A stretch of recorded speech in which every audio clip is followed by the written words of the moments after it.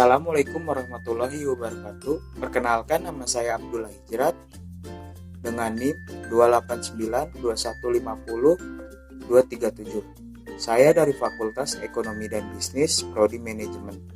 Saya akan menerangkan tentang UTS mengenai emosional intelligence dengan Bapak Sugeng Prayetno selaku dosen pengampu.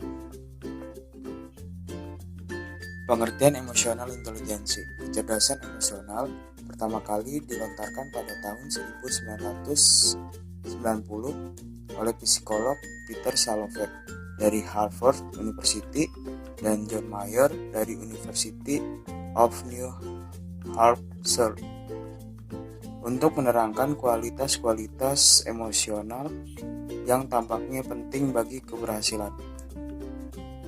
Salovey dan Mayer mendefinisikan kecerdasan emosional yang sering disebut EQ sebagai himpunan bagian dari kecerdasan sosial yang melibatkan kemampuan memantau perasaan sosial yang melibatkan kemampuan pada orang lain, memilah semuanya dan menggunakan informasi ini untuk mengimbangi pikiran dan tindakan.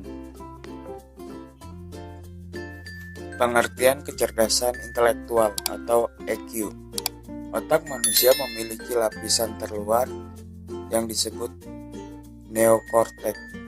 Otak neokorteks manusia mampu berhitung aljabar, mengoperasikan komputer, belajar berbahasa Inggris, dan lainnya. Melalui penggunaan otak neokorteks, maka lahirlah konsep EQ atau kecerdasan intelektual. Secara garis besar, kecerdasan intelektual adalah kemampuan potensi seseorang untuk mempelajari suatu dengan menggunakan alat-alat berpikir. Kecerdasan ini bisa diukur dari sisi kekuatan verbal dan logika seseorang. Secara teknis, kecerdasan intelektual pertama kali ditemukan oleh Alfred Bennett.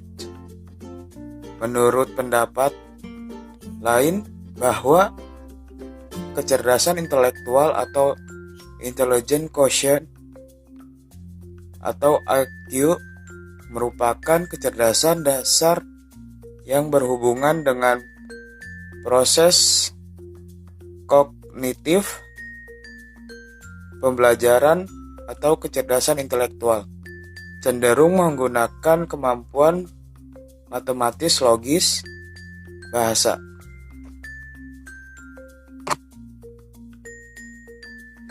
Kecerdasan tersebut dikenal dengan kecerdasan rasional karena menggunakan potensi rasio malam memecahkan masalah.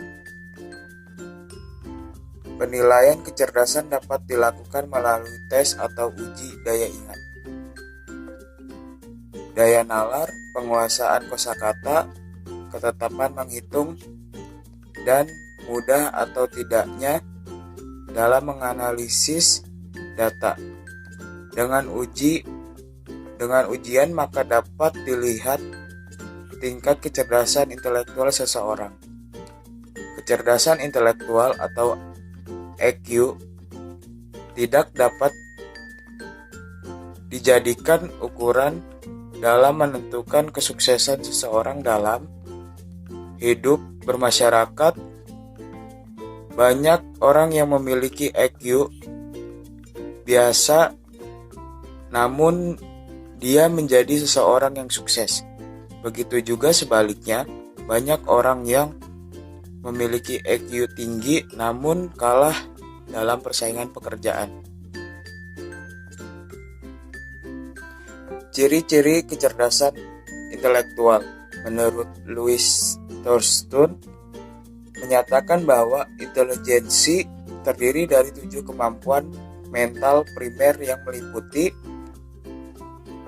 1. Kemampuan spesial, 2. Kecepatan perseptual, 3. Penalaran numerik, 4. Makna verbal, 5. Kelancaran kata, 6. Ingatan. 7. Penalaran edukatif. Fungsi kecerdasan intelektual. Pada dasarnya, setiap manusia merupakan makhluk yang diberi akal lebih tinggi dibanding makhluk lainnya. Akal tersebut dapat membentuk sebuah kecerdasan yang bisa disebut dengan kecerdasan intelektual. Beberapa fungsi adanya kecerdasan spiritual adalah 1. Menyimpan pengetahuan. 2. Mendapatkan pengetahuan yang baru. 3. Dapat memahami suatu dengan pemaknaan yang lebih dalam. 4. Dapat meningkatkan pengetahuan. Mengenal karakteristik individu. Goleman mengemukakan karakteristik individu yang memiliki kecerdasan emosi yang tinggi dan rendah sebagai berikut. Kecerdasan emosi yang tinggi yaitu mengendalikan perasaan, marah, tidak agresif, dan memiliki kesabaran, memikirkan akibat sebelum bertindak, berusaha dan mempunyai daya tahan untuk mencapai tujuan hidupnya, menyadari perasaan diri sendiri dan orang lain, dapat berempati pada orang lain. Kecerdasan emosi rendah yaitu bertindak mengikuti perasaan tanpa memikirkan akibatnya, pemarah, bertindak agresif dan tidak sabar, tidak dapat mengendalikan perasaan dan mood yang negatif serta menyelesaikan konflik sosial dengan kekerasan. Contoh kasus emosional intelijen. Salah satu contoh kejadian baru-baru ini di mana seorang pemimpin yang bersikap arogan kepada anggotanya dengan melakukan tindakan kekerasan di depan umum. Permasalahan yang timbul karena anggotanya tidak melaksanakan tugas dengan baik untuk standby di saat Zoom meeting pimpinannya tersebut. Bermula saat pemimpin tengah mengikuti kegiatan acara puncak secara Zoom meeting dengan beberapa pejabat setempat. Lalu terjadi gangguan dengan jaringan dan yang bersangkutan dicari tidak ada, bahkan ditelepon tidak diangkat. Sehingga kejadian ini melatar belakangi kemarahan pimpinannya hingga terjadi peristiwa penganiayaan tersebut. Lalu tersebar video penganiayaan dan menjadi viral. Dari kejadian tersebut, kita dapat menyimpulkan dalam kecerdasan emosional bagi seorang pemimpin dan anggotanya. Anggota tersebut mendapatkan sanksi kode etik dan pemimpinnya diberhentikan jabatannya sebagai sanksi berat atas kejadian tersebut. Dalam hal ini pengendalian emosi sangat penting dilakukan, terutama pada saat kita mengalami sebuah kejadian seperti di atas. Seharusnya seorang pemimpin bisa menggunakan emosi pada saat yang tepat. Pemimpin yang mampu mengembangkan kecerdasan emosi yang dimilikinya akan memiliki peluang yang lebih baik untuk bisa sukses dan dipastikan lebih tenang dalam menyelesaikan masalah yang tergolong rumit. Dan sebagai bawahan, harus mengedepankan juga untuk mengembangkan dengan baik tugas-tugas yang sudah diberikan.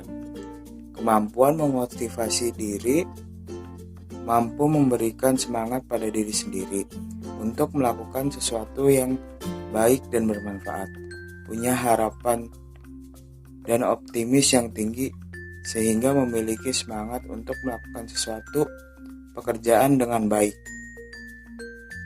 Sekian, mohon maaf bila ada kesalahan. Billahi taufiq wal hidayah. Wassalamualaikum warahmatullahi wabarakatuh.